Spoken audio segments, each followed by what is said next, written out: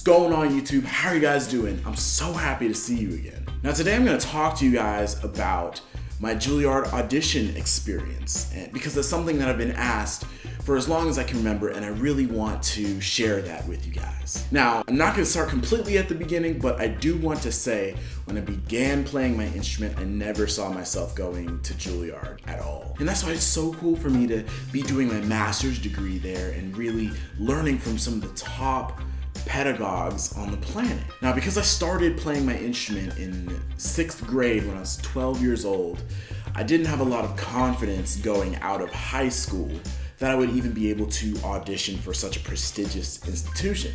And honestly, I was pretty right because I wasn't that good. But I decided to go to Mercer University, the Robert McDuffie Center for Strings down there, and I learned so much, and they equipped me with so many skills and opportunities that prepared me for the ability to audition at a place like Juilliard. So in my final year of my undergraduate studies, it was over Thanksgiving, and I had yet again procrastinated.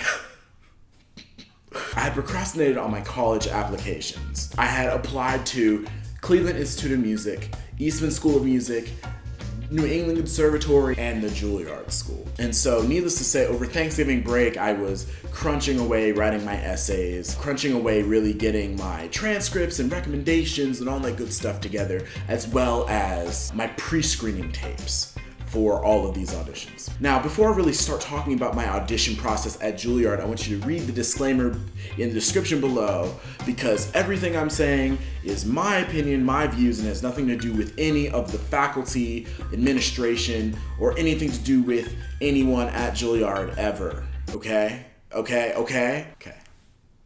So if you're thinking about auditioning for Juilliard or any other conservatory, you have to make sure that you get your pre-screening tapes really solid. Because honestly, the pre-screening is a chance for the schools to see you and make sure it's not like there's somebody who learned how to play the violin 2 days ago and is auditioning with Mary Had a Little Lamb.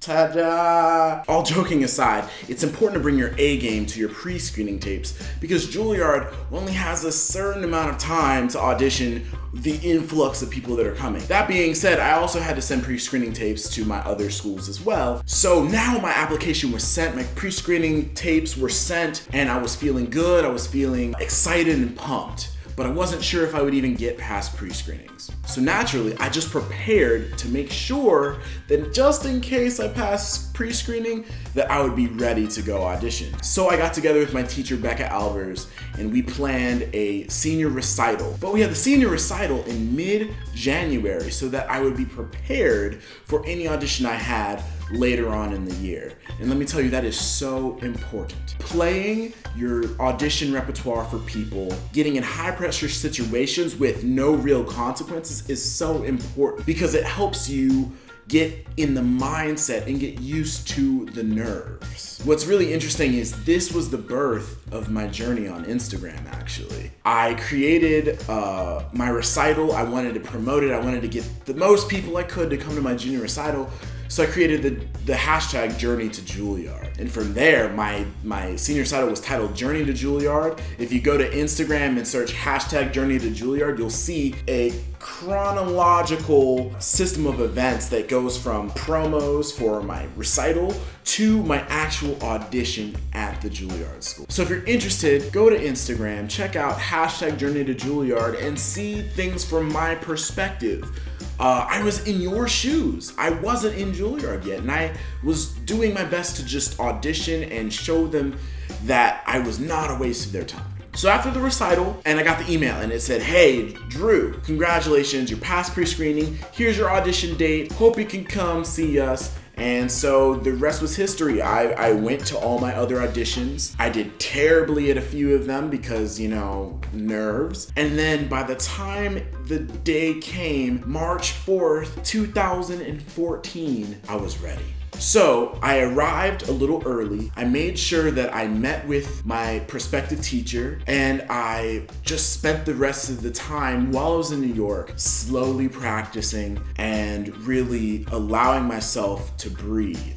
Because honestly, if you are auditioning for a school, you need to make sure that you do not overwork yourself. If you're in the city of the school that you're auditioning, it's too late, bro. It's too late. There's no amount of practice that you can do that will help you make that audition better. You should put in the work before you arrive. Any work you should be doing while you're there should be preparatory. It should be warming up. It should be really reviewing, because learning before your audition is not gonna help you at all. In fact, if you spend too much time learning, you're gonna burn yourself out, and then you're gonna rob yourself of the opportunity and the energy to produce an exciting and dynamic audition. And that's what people want. That's what the judges want. So, March 4th arrives, and I leave my friend's apartment. I was crashing on her couch. Musicians gotta stick together, you know what I mean?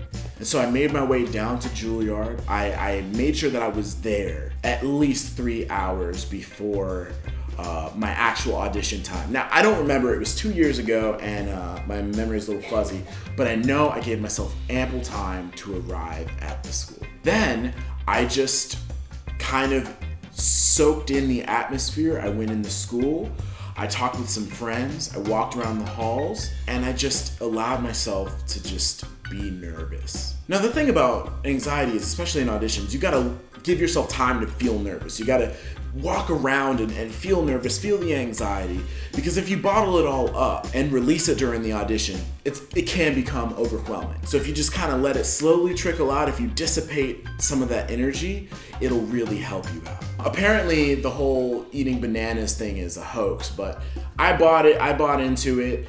I bought some bananas, I ate some bananas. Placebo effects are still effective, right? So then I reported to the proctor, who's actually a really good friend of mine. You know who you are. And I really loved the conversation we had, because it was very matter of fact. I was freaking out because it felt like a big deal to me, but to her, she was a student, and from her perspective, it wasn't that big a deal. And just seeing her from her perspective really helped calm me a lot. And then that moment arrived. The person before me went into the audition, and it was my time to go warm up. This was probably the scariest moment for me. This is the part where I was sweating. This was the part where my heart was racing. It was in my ears, and I didn't have this practice space alone either.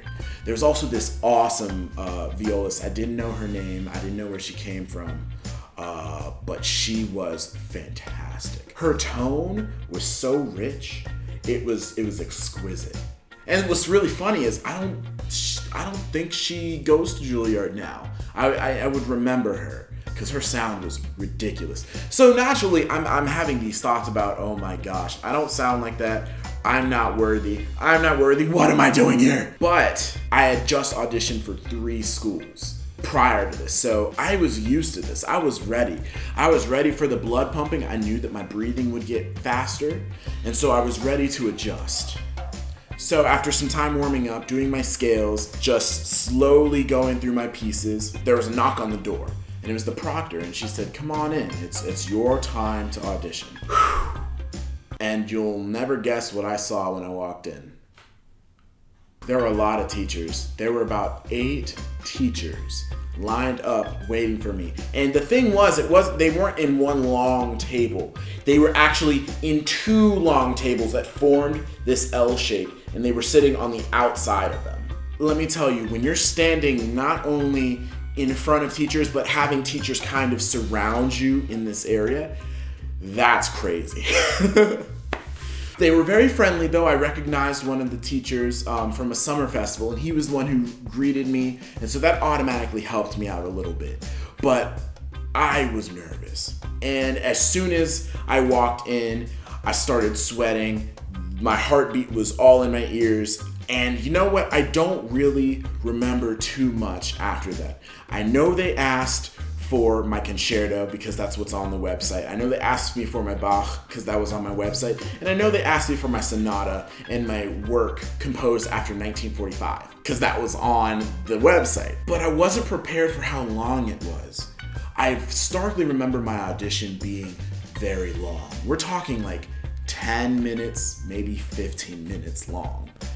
And during that whole time, I was in the zone. They told me to play A Bach movement, I did it. They stopped me. I got scared. But it's okay, keep going forward. And then they told me to play another Bach movement. And so I did it. And I just went for it. And it was this very fierce moment. I remember my mentor and teacher, Robert McDuffie, told me one thing a couple of weeks before my audition. And he said, go out there and don't worry about what your teachers told you. Don't worry about the technical. Don't worry about any of that anymore. It's not time for that. It's time for them to show you you. It's time for you to play your booty off. And so I did. I don't remember much outside of that, but I remember the feeling of leaving the room. I felt more accomplished than I had ever felt at any other time after any performance or any audition ever. And it was because I had prepared so much. It's because I had had a recital. It's because I had multiple studio classes with my studio playing my audition rep. And it's because I knew that my friends were also there to support me. And you know what was also the most freeing aspect? It was because I had a lot of people like you watching. The whole Journey to Juilliard movement that I had created, both on Instagram and Facebook, was so supportive. I just can't even explain like how it affected me and how it didn't feel like I was just doing it for me. I was doing it to prove myself to all of you. And that's why I did it in the first place. I knew that if I had just relied on me, if I had just been doing it for me, I would put in the effort that I would do. But knowing that all of my friends from home were watching, knowing that all of these strangers from across the world were wondering if I got into Juilliard because I was posting Journey to Juilliard. In hindsight, it was really crazy because what if I didn't get in? That would be very embarrassing.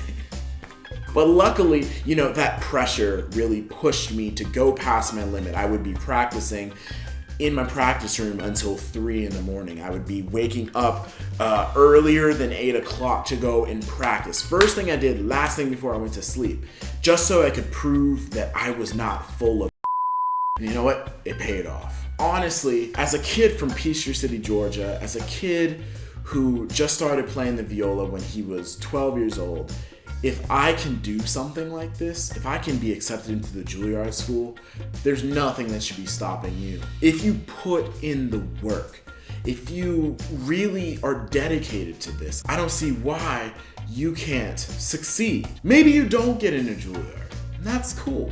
But maybe you get into NEC, or maybe you go to Curtis, or maybe you go to Indiana University. There are so many other wonderful schools out there, and if you put in the work, you'll be successful in some way, shape, or form. And that's why I did what I did. That's why I created the Journey to Juilliard. And that's why I do what I'm doing right now. I want you to see that you don't have to be anything special, because I sure as heck am not. I'm just like you. So as we are entering this audition season, I'm wishing you, from one musician, one artist, one human to another, good luck. And I know you'll do well.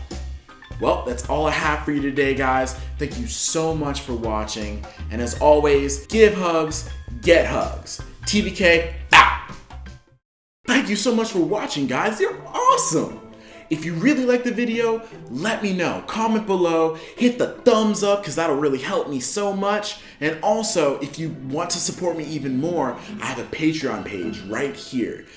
Making these videos is very time consuming for me. I am the only one who makes the videos. I'm the only one who edits the videos. I'm the only one that produces them. So any support you can offer would really help me make better videos, help me collaborate with your favorite YouTubers, and help me really build on this channel and make it be something incredible. Thank you, as always, thank you so much for watching, and I hope you have a wonderful day.